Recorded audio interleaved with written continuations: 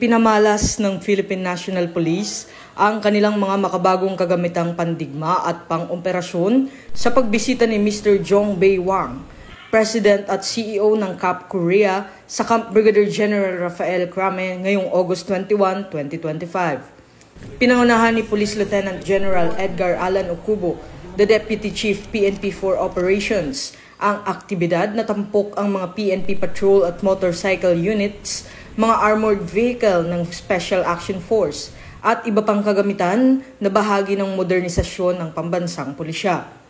Ang static display na inilagay sa harapan ng bulwagang Lapu-Lapu ay inihanda sa pangunguna ng Police Community Affairs and Development Group bilang opisyal na responsible unit.